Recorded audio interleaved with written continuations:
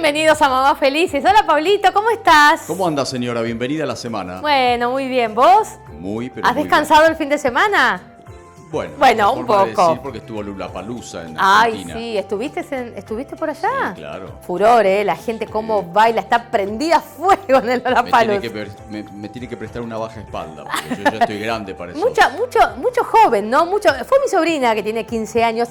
Copaban los escenarios los chicos de 14, 15 años, ¿eh? Sí, los millennials y centennials coparon el Lollapalooza. Impresionante. Así que bueno, la verdad, uno de los espectáculos más importantes y más esperados claro. acá en Argentina. Se lo vamos a mostrar, ¿eh? Por ahí armamos algún videíto, ¿te parece? ¿Cómo no? En producción y mostramos un poco lo que es el Lollapalooza por dentro acá en Argentina, en Buenos Aires especialmente. Bueno, empezamos esta semana. Si se quiere comunicar la gente con Mamás Felices, ¿cómo hace, Pablito? Mamás Felices Latam, @Mamás Felices Latam en Instagram. Y también tenemos TikTok y tenemos YouTube. Tenemos todo. Tenemos todo. El canal de YouTube que está a fuego, todas las notas, las entrevistas se prenden ahí después de las 5:30, 6 de la tarde que termina el programa. Aquellos que se lo pierden, entran al canal de YouTube Mamás Felices. Revivís todos los contenidos. Todos los contenidos y a cosas importantes de Pablo Bricker, así un poco hot, que vamos a poner.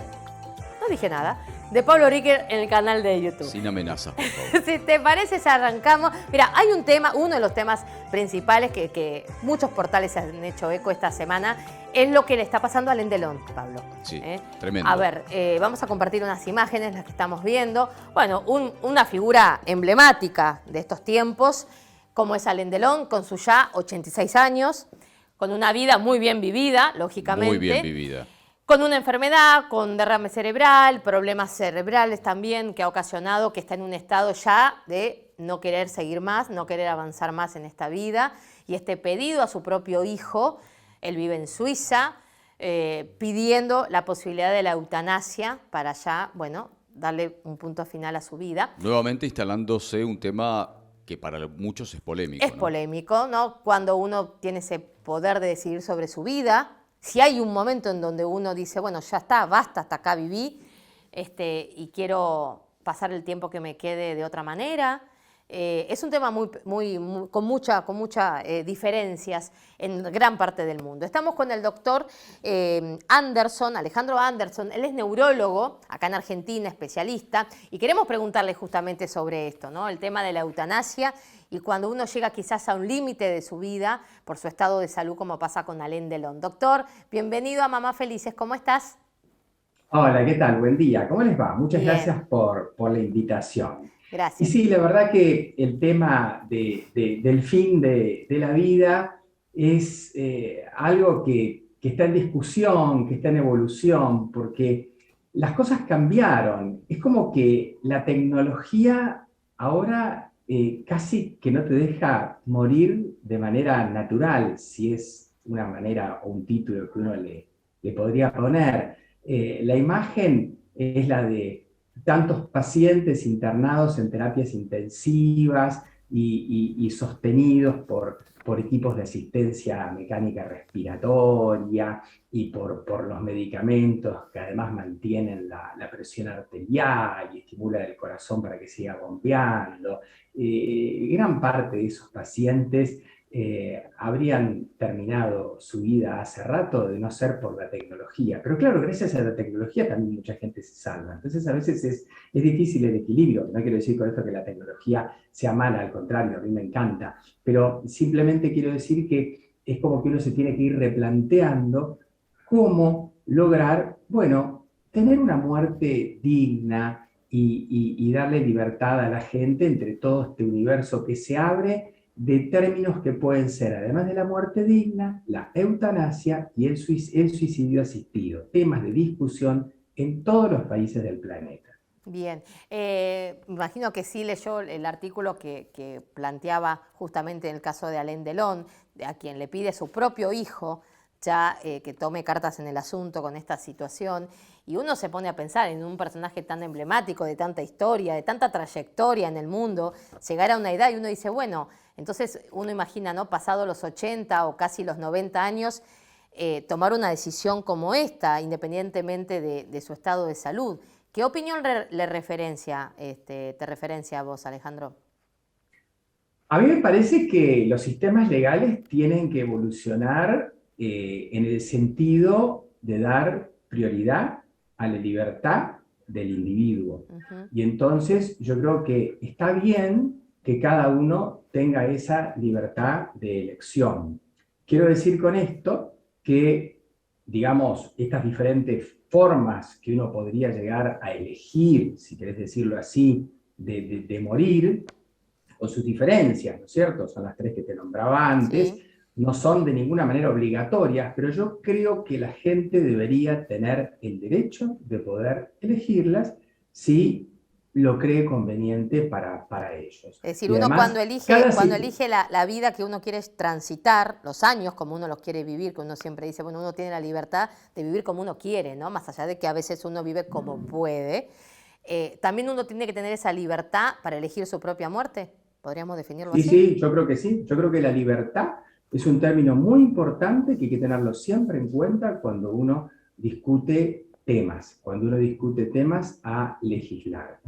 En la Argentina actualmente está prohibida la eutanasia. Sí. Y el suicidio asistido también. Eso se castiga como homicidio. Pero la verdad que en realidad se empezó a debatir a partir del 22 de marzo de este año. Ustedes saben que la provocación de la muerte de manera voluntaria en pacientes terminales es legal en varios países. Sí. Holanda, Bélgica, Luxemburgo, Canadá, Nueva Zelanda, Colombia y España. En estos países la eutanasia es legal. Y creo que se va en ese sentido, se irá discutiendo, se irá acomodando las cosas a la filosofía, y manera de moverse y código de cada país, pero se va en ese sentido.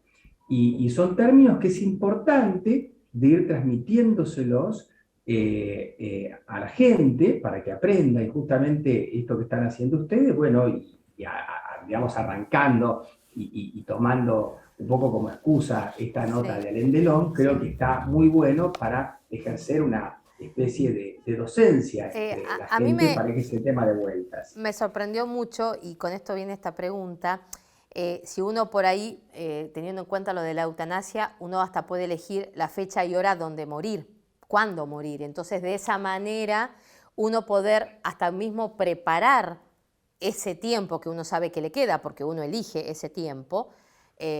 Bueno, cuando a veces uno dice, bueno, se murió y qué sé yo, quizá no pudo despedirse de sus afectos, de sus amigos, su trabajo, dejó a los hijos, nadie está preparado para una muerte de una característica determinada, y que quizás lo de la eutanasia puede provocar también el que uno pueda ordenar, si está bien dicha la palabra, usted me corregirá, la propia muerte de uno, ¿no? En ese tiempo. Eso está descrito. De hecho, que ha habido una persona, una mujer, con el diagnóstico conocido por ella, de un tumor cerebral irreversible, y ella justamente lo que pidió y eligió fue hasta la fecha para poder morir. Se despidió de toda su familia y falleció el día que lo eligió. Yo creo que es importante, aunque a veces se mezclen los términos de muerte digna y de eutanasia, porque yo recién dije hace un rato que la eutanasia no está legislada en Argentina, pero se está discutiendo. Son dos conceptos distintos. La muerte digna en Argentina ya es un derecho, está amparada por una ley que se llama Ley de Derecho al Paciente.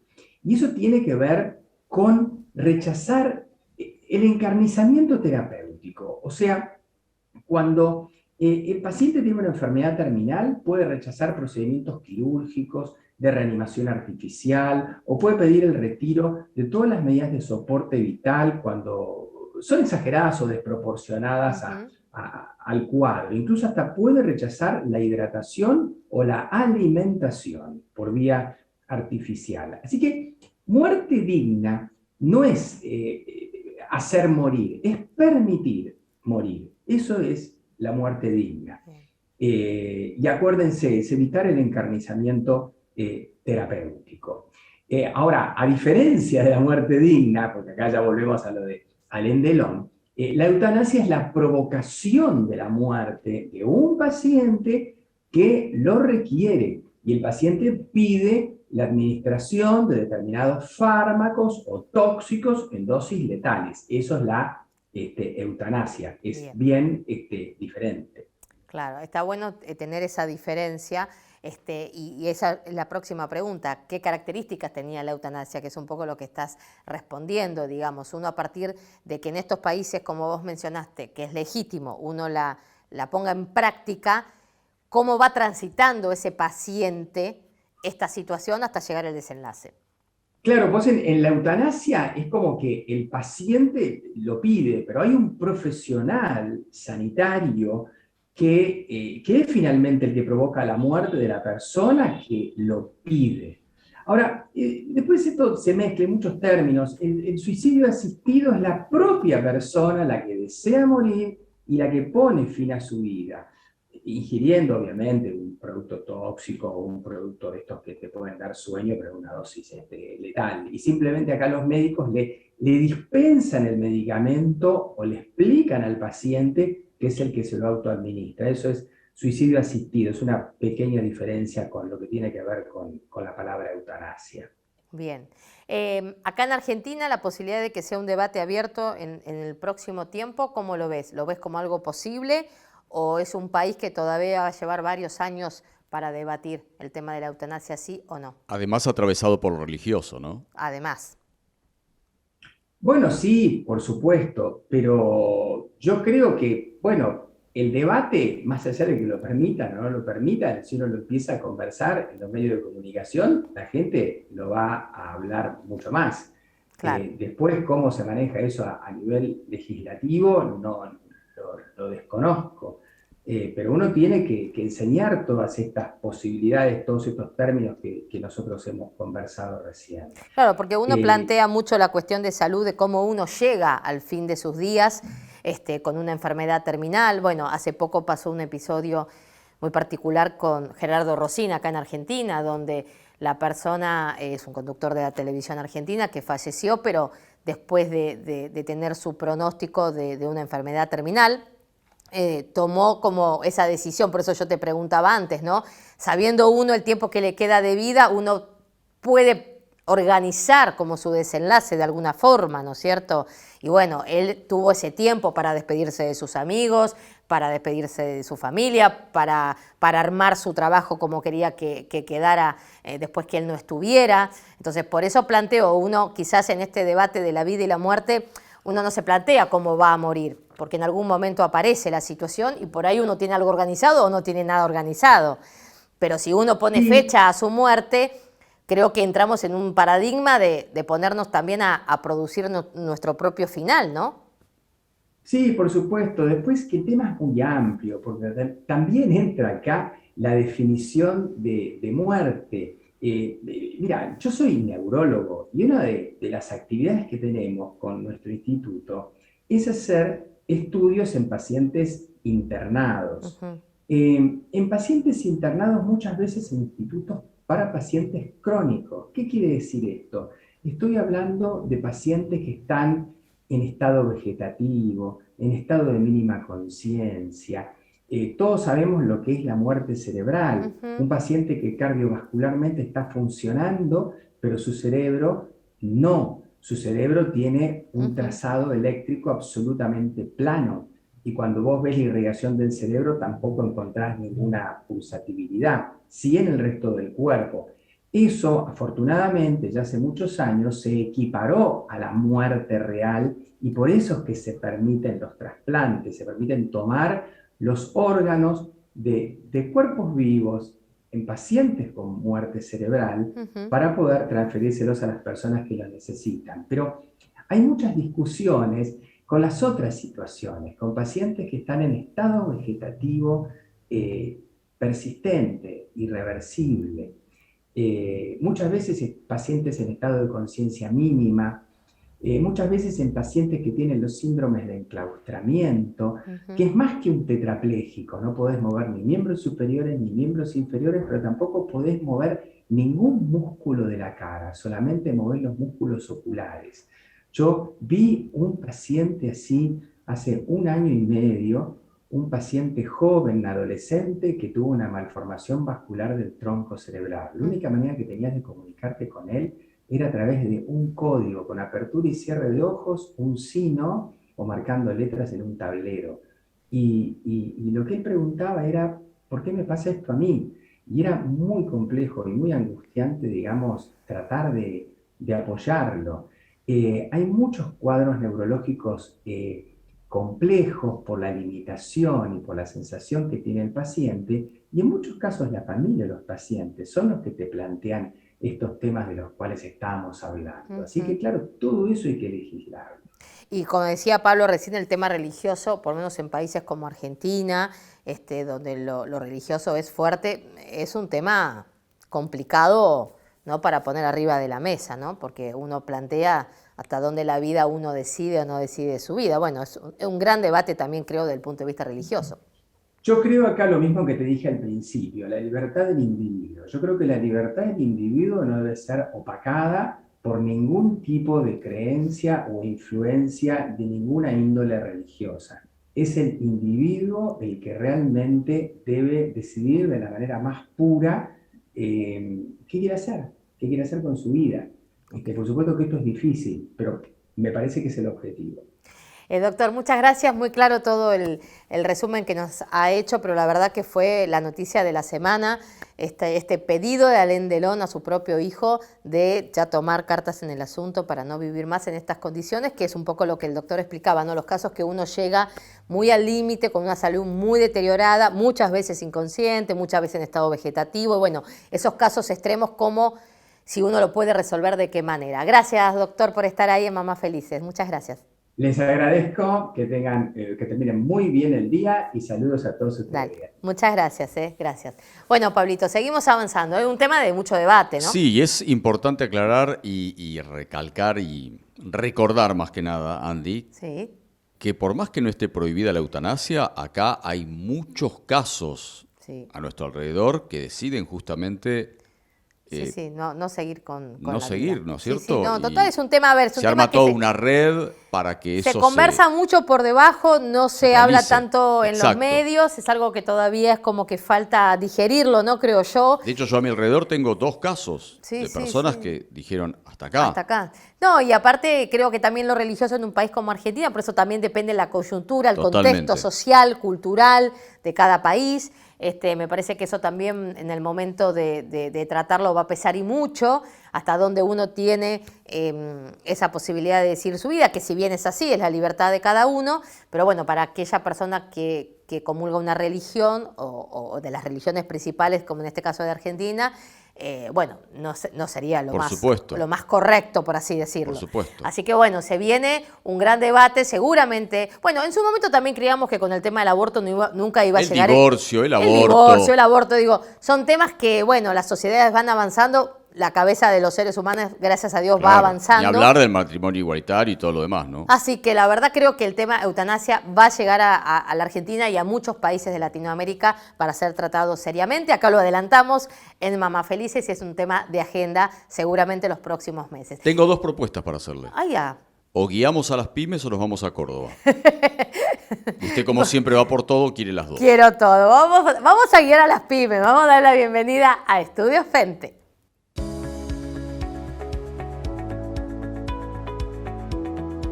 Si querés que tu pyme sea una empresa eficiente, organizada y competitiva, en Estudio Fente vas a encontrar la solución a tus problemas de gestión de negocios. Estudio Fente, info@estudiofente.com, www.estudiofente.com, teléfono 54 911 6271 3627 de Argentina. Si te parece, Pablito, viajamos. ¿Tenés ganas de viajar? Por supuesto, y más si es a la docta, sí, ¿eh? Ay, sí, recorremos un poco el interior de nuestra Argentina. Nos vamos a la provincia de Córdoba.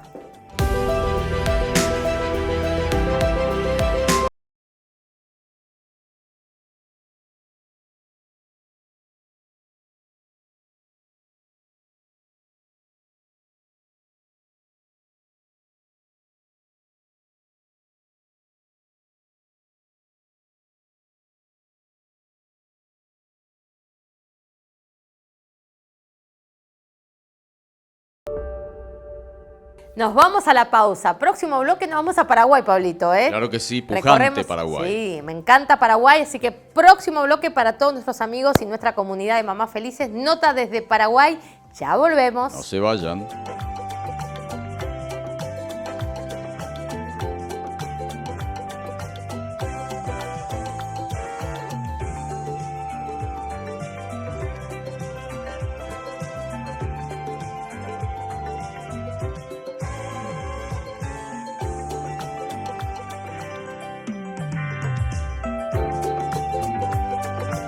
Bueno, y seguimos en Mamás Felices, Pablo, y como dijimos, nos vamos a ir a Paraguay, nos vamos a ir a Asunción, un país que nos encanta, que siempre tratamos de abrir esta comunidad de mamás felices recorriendo todos los países de Latinoamérica y las problemáticas de cada país, ¿no? Y la calidad de vida. Y la calidad de vida. Y algo que es tan importante para la calidad de vida de los ciudadanos es el transporte público. Acá en Buenos Aires, en Argentina, conocemos de qué se trata, porque es una ciudad donde entre el subte, los trenes, los micros, las combis, El metrobús. El metrobús, tenemos un poco de todo y mucha confluencia de gente que está en capital, en provincia, y pasa lo mismo, y gran parte de esto pasa en las mejores ciudades, en las ciudades más importantes de los países hermanos, pasa en Paraguay, y por eso estamos con Alejandro Zucolillo. Él es un joven de 31 años, pero además de ser joven, es un joven empresario, es presidente de Magno, es una empresa de transporte público, la más importante en Paraguay, y está con una iniciativa, y por eso quiero hablar con él, de cambiar, de transformar lo que tiene que ver con el transporte público en Paraguay. Hola Alejandro, bienvenido a Mamás Felices, ¿cómo estás? ¿Qué tal, Andrea? ¿Cómo estás? Saludos a todos los televidentes. Gracias. ¿Podemos hablar de una transformación del transporte público en Paraguay? Bueno, de hecho, realmente por los últimos 100 años hubo una regresión muy importante en Paraguay. Paraguay hace 104 años, no, 109 años, tenía el primer tranvía eléctrico de Latinoamérica, ¿verdad? Tenía hace 140 años el primer ferrocarril de Latinoamérica. Y eso fue un gran retroceso donde Paraguay prácticamente perdió la capacidad de ejecutar ese tipo de proyectos de obras públicas y de servicio de transporte público por los últimos prácticamente 100 años, ¿verdad? Esa capacidad está retomándose. Hoy en día hay un proyecto de reactivar el tren de cercanías, que va a ser un tren de pasajeros eléctrico, un tren liviano, y hay muchos proyectos para poder reimplementar, digamos, la matriz de movilidad en la ciudad de Asunción principalmente, pero también en las ciudades alrededor.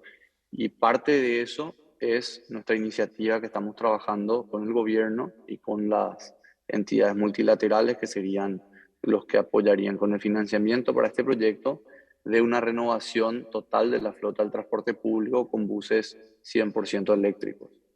Nosotros empezamos este proceso hace 3 años con una prueba piloto y hoy en día ese proyecto ya demuestra una viabilidad y una factibilidad financiera que obviamente ya pasa a tener la capacidad de poder ser implementada a gran escala. Para identificar y conocer los transportes públicos que tienen en Asunción, ¿con qué cuentan hoy en día? ¿Cómo se divide, cómo se describe el transporte público hoy en Asunción? Hoy en día hay 2 sistemas de transporte en Asunción. Básicamente un sistema municipal, que es un sistema de buses municipales, que todavía están muy rezagados, una flota que tiene una edad media de 20 años más, y una flota permisionaria del gobierno central que hace servicios intermunicipales. Y esos servicios intermunicipales sí son ya una flota con una edad media de 8 años, de 7 años, han sido renovados esa flota y ahora se está incorporando la electromovilidad a esa plataforma de buses. Aparte de eso, obviamente existen los servicios de taxi, plataformas de vehículos como Bolt o Uber o servicios locales también como Move, por ejemplo, que también se suman a las herramientas de movilidad y algunos servicios de ferry y demás para poder hacer servicios cruzando el río y demás. Ahora, sí, Paraguay tuvo un proyecto de Metrobús que estaba para implementarse ahora, que no pudo ser logrado por un problema de infraestructura. Durante el periodo de infraestructura hubo un incumplimiento contractual entre el Estado y la empresa, una discusión entre ambos y se tuvo que descontinuar el proyecto. pero es un proyecto que está ahí latente. Y como te dije, el otro es el del tren de cercanías, que ya está bastante avanzado para la implementación del tren eléctrico ligero dentro de la ciudad y conectando con 2 ciudades dormitorios cercanas, que Claro, son Luque y Pacaraí. porque imagino que todo lo que es una reforma como lo que vos llevas adelante del transporte público a nivel masivo, tiene también un cambio de estructura de la ciudad, ¿no es cierto?, de infraestructura de la ciudad. Hay que montar también todo un cambio relacionado a seguramente a apertura, bueno, lo que hablabas recién del Metrobús, calles, avenidas, bueno, acá hemos tenido en Buenos Aires, no sé si has venido a la Argentina, si tenés un poco la referencia de los cambios de transporte público que hubo en los últimos años, principalmente en lo que es la capital federal, en Buenos Aires. Sí, yo de hecho viví en Argentina un año, estudié allá en el Colegio San Jorge en Quilmes, y los fines de semana estaba en Vicente López, en la casa de unos amigos de mis padres. Entonces, de chico estuve por ahí en Argentina, tengo muchos amigos allá en Argentina, y bueno, y de hecho voy a ir a visitar pronto también. ¿Has mirado un poco el modelo argentino, principalmente lo que es Capital Federal, en cuanto a la gran cantidad de movilidad, de transportes, el Metrobús, el subte, los colectivos, colectivo de larga distancia, también la parte de los remises, taxis, motos hoy en día? Bueno, es como que hay una cantidad amplia de transporte público hoy en día en Buenos Aires, en Capital principalmente. To- Totalmente, y justamente basándonos un poco en la experiencia que tuvo Buenos Aires, uno de los puntos de inflexión y de transformación del sistema de transporte público, sobre todo en lo que es de colectivos y de Metrobús en Buenos Aires, fue la implementación del SUBE, ¿verdad?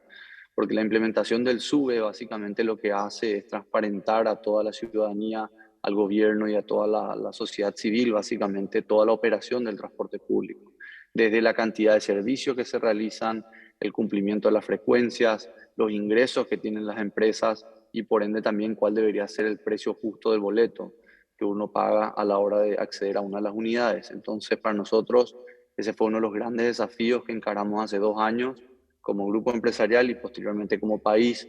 Se llevó adelante la ejecución y la implementación del billetaje electrónico aquí en Paraguay, que, como te digo, es como un punto de inflexión porque permite tener una trazabilidad, un geoposicionamiento referencial de cada persona que se suba al sistema, y por ende se pueden ya crear políticas públicas mucho más eficientes para poder brindarle a esas personas la capacidad de movilizarse en la ciudad. Sabemos que por un lado Paraguay tenía un déficit, o Asunción más bien, un déficit en cuanto a la población urbana que tenía. Asunción era una ciudad que expulsaba mucha gente a las áreas metropolitanas, pero muy pocas edificaciones verticales se lograban, y es por eso que la ciudad no estaba densificada, una ciudad que tuvo hasta hace poco tiempo 400 a 500 mil habitantes y una población estable, ¿verdad? Donde las ciudades dormitorio alrededor, San Lorenzo, Luque, Mariano Roque Alonso, iban creciendo, incluso algunas le superaron en población a Asunción. Asunción hoy está ya en un proceso de verticalización, de crecimiento vertical, que es lo que está haciendo es recuperar la población que fue expulsada en ese momento por no poder acceder a una vivienda a un costo razonable dentro de la ciudad. Entonces, eso en parte fue uno de los grandes desafíos a poder implementar sistemas masivos de transporte público, porque, como bien sabes, un sistema de transporte público depende de la cantidad de pasajeros por hora, por sentido que puede desplazar. Un metrobús puede llegar más o menos a 30.000 personas hora sentido, un metro puede llegar a 45.000 o a 50.000 personas hora sentido, dependiendo obviamente de la infraestructura que uno construya, pero hoy en día se utilizan los colectivos en calle, digamos, que transitan en las mismas avenidas que los autos de pasajeros, y eso solamente logra una eficiencia de hasta 10 o 15.000 personas hora sentido antes de que el tráfico empiece a colapsarse. Entonces, obviamente eso requiere una planificación, una inversión y una estructura y infraestructura nueva para poder albergar y poder brindar una solución para mayor cantidad de personas, ¿verdad? En el caso de Buenos Aires, una ciudad que superó los 10 millones de habitantes, por supuesto que tuvieron que generar una matriz de movilidad mucho más eficiente y mucho más robusta para poder movilizar a las personas en los horarios pico, dentro del horario de trabajo. Sí, pero también es Aquí una todavía apertura estamos para viviendo la ese gente. proceso. También es una apertura para la gente que, por ejemplo, acá que va mucho a lo que es el conurbano, la provincia de Buenos Aires, ¿no? El poder tener ese fluido de personas que entran y salen a la ciudad, que también es fuente de trabajo, también eso ayuda al consumo, ¿no? Porque el transporte es un poco el eje de que justamente también motivar otras áreas para mejorar lo que es la ciudad o el país o el interior o lo que fuera. Digo, el transporte público es muy importante en cada lugar donde está y si a eso le podemos sumar un buen desarrollo, un buen crecimiento, opciones para que la persona pueda viajar, que pueda combinar. Acá pasa que uno toma un colectivo y después toma el tren o toma el subte y toma después el tren. Entonces tener ¿no? Hay gente que viene de muchos lugares de lo que es el interior del país a trabajar a Capital Federal. Entonces, cuando vos tenés esa posibilidad de apertura, también eso genera trabajo, también eso genera consumo, crecimiento. No sé si compartís lo mismo, Alejandro. Sí, totalmente. Y es más, te digo, la ONU ha declarado que el transporte público es un derecho universal y lo ha hecho por el simple motivo de que de nada sirve la inversión pública en universidades públicas excelentes, en colegios públicos excelentes o en hospitales públicos excelentes si uno no tiene acceso a esos servicios, ¿verdad? Porque sabemos que para muchas personas tener que comprar un vehículo particular o desplazarse en el vehículo particular le imposibilita acceder a esos servicios. Entonces, todas esas personas quedarían excluidas de estos beneficios, de estos servicios públicos, si uno no tiene un modelo o una metodología para garantizarle ese acceso.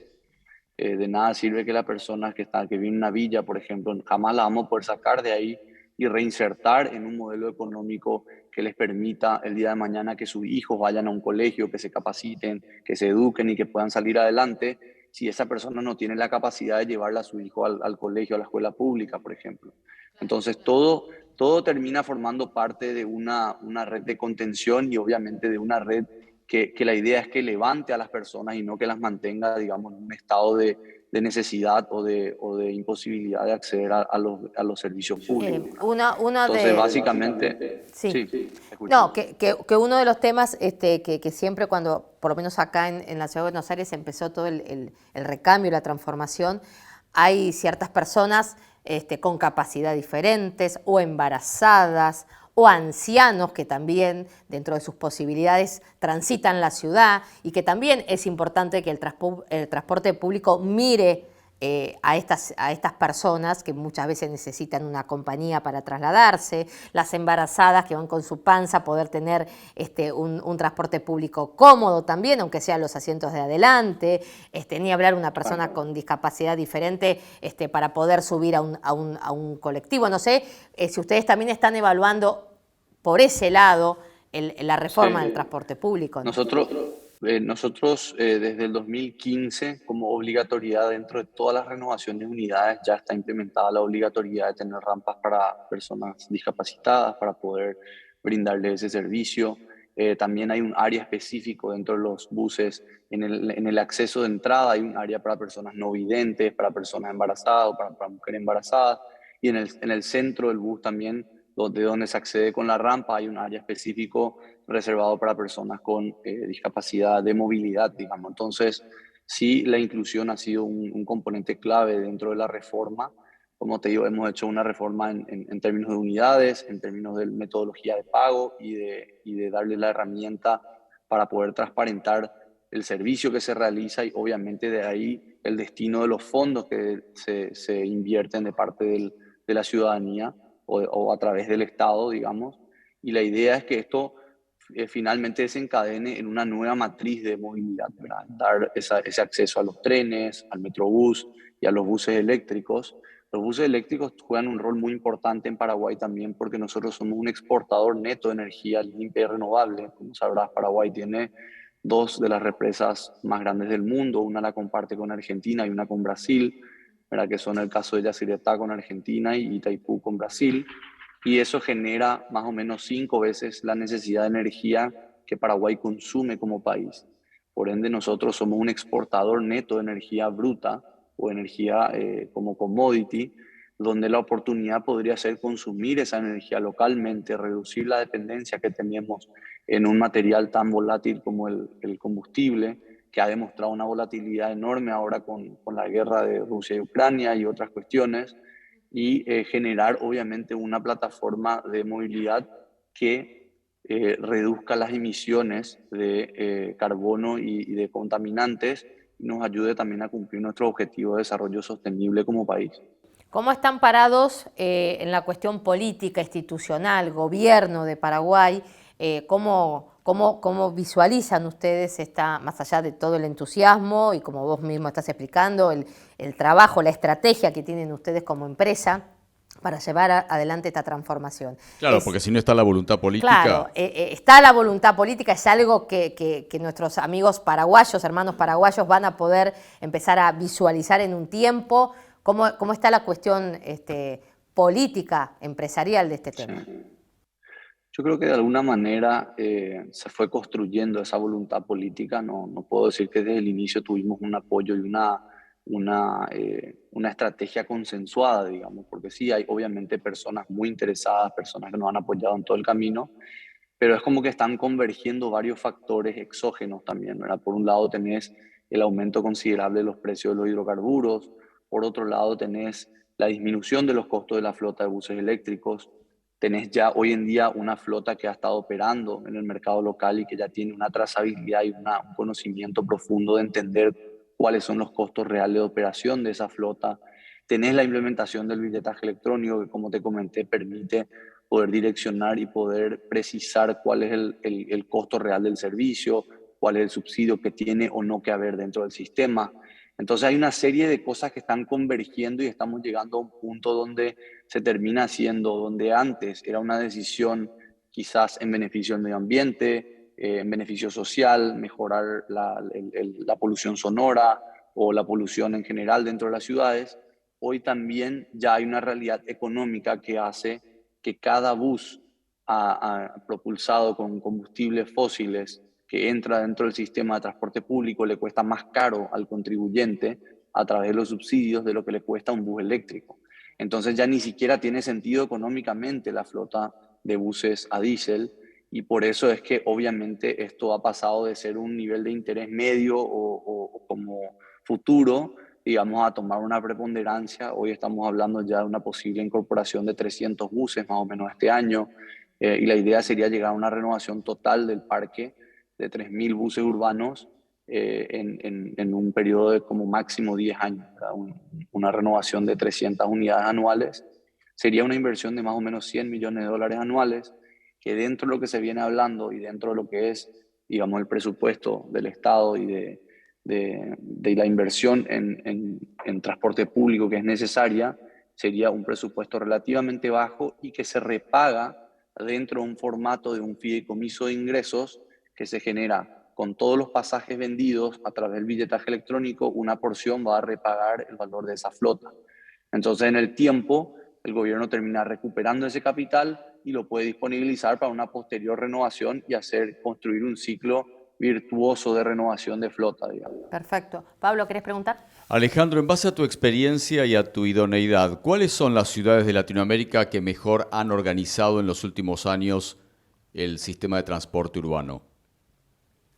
Bueno, el primer bastión de transporte público, digamos, en Latinoamérica fue Curitiba. De hecho, Jaime Lerner, que es el que básicamente propone el modelo de crear el concepto del BRT, el bus de tránsito rápido, o el famoso Metrobús, como le llamamos en Argentina, en Paraguay y en demás países. Ese concepto, digamos, lo crean en Curitiba, donde le dan carriles exclusivos, y el concepto de que las paradas sean inteligentes, por ende uno paga para acceder a la parada y no es que está pagando para subir al bus, que eso enlentece muchísimo la velocidad de tránsito y lo que se le llama la velocidad comercial del bus. La velocidad comercial es a qué velocidad transita durante su servicio, ¿verdad? Una velocidad comercial de un sistema de buses del Transmilenio en Bogotá, por ejemplo, estamos hablando de una velocidad comercial de entre 20 y 25 kilómetros por hora, ¿verdad? En Paraguay nosotros, como compartimos los carriles con los vehículos particulares y no tenemos estaciones donde uno paga para acceder y luego subirse directamente al bus, estamos hablando de una velocidad comercial de 5 kilómetros por hora en horario pico.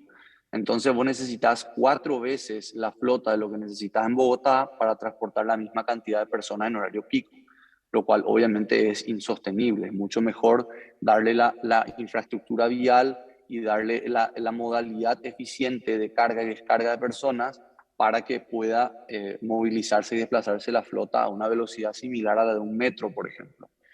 Y esas son algunas de las cosas que son buenas prácticas, que estamos en proceso de adopción. Sin el billetaje electrónico era obviamente imposible realizar eso, porque vos vendías los boletos de manera manual, cada conductor era un conductor cobrador, le restaba la atención del manejo porque tenía que estar cobrando, devolviendo el vuelto, entonces le podían robar el dinero, le podían asaltar en el viaje, ¿verdad? Entonces hay una serie de cosas que parten las reformas de tener un sistema digital o un sistema electrónico de pago. Pero si te tengo que citar unos ejemplos en Latinoamérica, Argentina ha logrado algo fabuloso con la implementación del Metrobús de Argentina, de Buenos Aires, digamos. El caso del metro también es un metro que funciona muy bien. En el caso de Santiago, que fue muy criticado, muy vilipendiado, digamos, por muchas de las manifestaciones, realmente es un sistema envidiable en términos de calidad de servicio. Es el segundo país con más buses eléctricos del mundo, es Chile. Hoy tienen 3.600 buses eléctricos, y los demás países, ni Alemania está a esa altura. Te diría que otro ejemplo muy positivo es Bogotá. Bogotá fue una ciudad que en los 80 y los 90 el tráfico colapsó, era una ciudad que ya llegaba a los 8 o 9 millones de habitantes en ese momento y tenía un tráfico caótico que básicamente tardabas 4 horas más o menos entre la salida y el ingreso a la ciudad. Ellos lograron la implementación del Transmilenio, que es un sistema que hoy en día moviliza 8 millones de personas por día. Entonces uno de los sistemas, es el sistema de Metrobús más grande del mundo realmente, y es un sistema que se ha vuelto sumamente eficiente. También ya tiene una flota de buses eléctricos que supera las 1.000 unidades. Entonces hay una serie de ejemplos que son buenas prácticas, digamos, para copiar. Obviamente Sao Paulo tiene un sistema súper robusto de transporte público, tienen el Metra, que es el Metrobús, tienen el metro de Sao Paulo, tienen trenes, tienen una multimovilidad. También utilizan mucho las ciclovías para poder complementar esa movilidad que vos decías, Andrea, ¿verdad? Que las personas hoy en día se pueden ir en el bus, se bajan, toman la bicicleta, y eso es todo parte de poder diseñar un sistema más eficiente. Pero te diría que el padre de la criatura de alguna manera realmente es Curitiba, porque fue el que nos desafió a no pensar solamente que una ciudad tenía que tener mal transporte público hasta que logre invertir 1.000 o 2.000 millones de dólares en tener un metro, ¿verdad? El problema de tener un metro es que el costo es aproximadamente 1.000 millones de dólares por kilómetro de pista que uno tiene, y obviamente eso requiere una ciudad de decenas de millones de habitantes para poder amortizar esa inversión de alguna manera, ¿verdad? Y las ciudades intermedias, como que quedábamos todas a la espera de crecer y colapsar para poder hacer las inversiones, ¿verdad? Alejandro, Entonces realmente el Metrobús fue un cambio transformador para Latinoamérica. y imagino que esto lo tienen en agenda abierta ahí en Paraguay todo el tiempo. ¿Qué recepción, vos que caminás la calle también y que seguramente hablarás con muchas personas, cómo lo vive el pueblo? ¿Qué es lo que el ciudadano pide? ¿Está de acuerdo? ¿Quiere este cambio? Hay algunos pedidos puntuales que por ahí no están en la agenda diaria de ustedes, pero que van a ser de apunte, ¿no? Esto, como yo te decía, ¿no? El lugar para la embarazada, ¿no? Porque uno cuando empieza este tipo de reformas y de cambios, uno quiere que también de ello haya también un cambio a nivel hasta cultural, si se quiere, ¿no? En relación a los pasajeros. Entonces, ¿cómo vive el pueblo paraguayo esta idea de ustedes de transformación del transporte?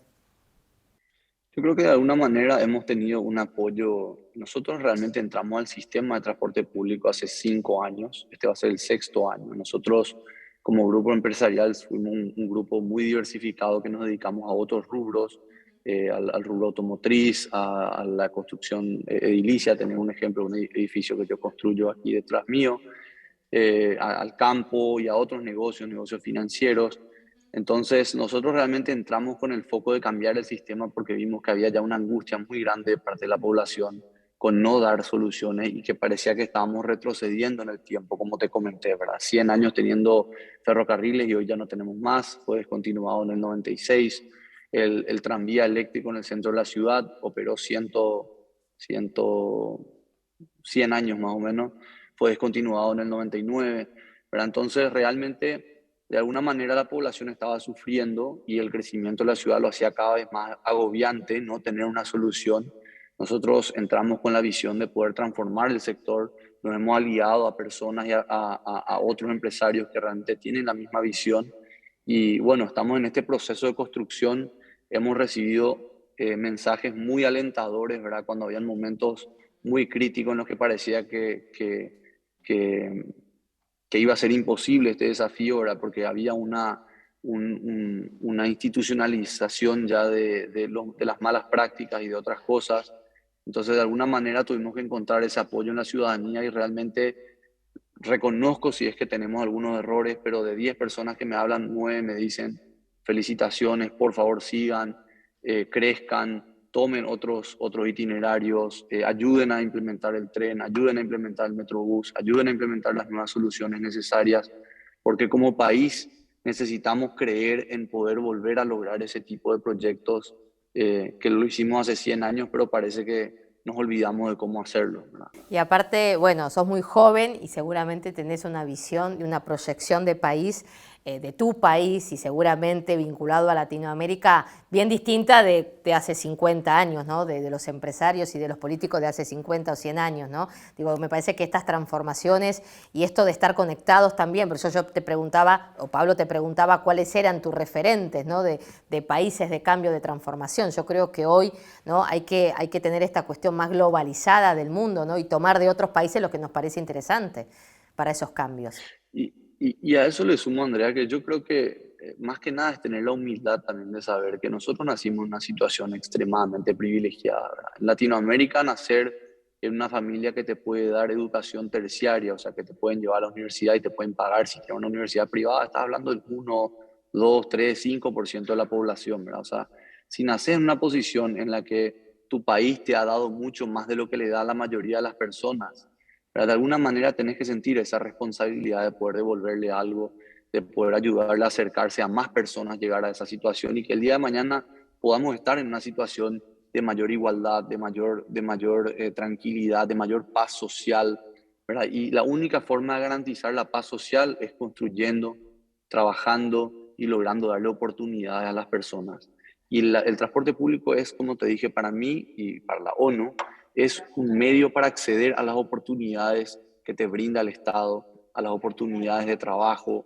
Entonces, necesitamos encontrarle cada vez más soluciones para poder hacerle más fácil la vida a esas personas y que puedan el día de mañana progresar y que sus hijos estén ya en una posición donde puedan contribuir más a la sociedad. Por eso mismo, cuando leí los artículos acá en Argentina en relación al trabajo que estás haciendo vos con todo tu empresa y con toda la gente que te acompaña, interesaba escucharte en primera persona porque, bueno, creo que es el momento de las transformaciones, de los cambios, de tener el desafío, ¿no? Obviamente no es fácil, estamos en países donde hay muchos problemas económicos, muchas crisis económicas y obviamente todo eso atrasa, complica. Pero bueno, tener esta visión como la que tenés vos hace que uno no pierda las esperanzas del cambio, de la transformación, y es lo que todos los pueblos necesitamos. Así que gracias por este ratito para Mamás Felices. Nos vemos acá en Buenos Aires, ojalá prontamente, y el mayor de los éxitos. Muchas gracias, Andrea. Que tengan muy buen día y saludos y mucha felicidad para todas las mamás. Gracias, muchas gracias. Alejandro Zucolillo desde Paraguay, una nota interesante, importante, destacada, que tiene que ver con, bueno, en este caso, nuestros amigos, nuestros compatriotas paraguayos que van por la transformación y eso es positivo y es bueno para este tiempo. Así que ojalá llegue y pronto. Nos vamos a la pausa, ¿te parece, Pablito? Así es, con nuestros amigos. Ahí, nos vamos a la pausa y ya venimos.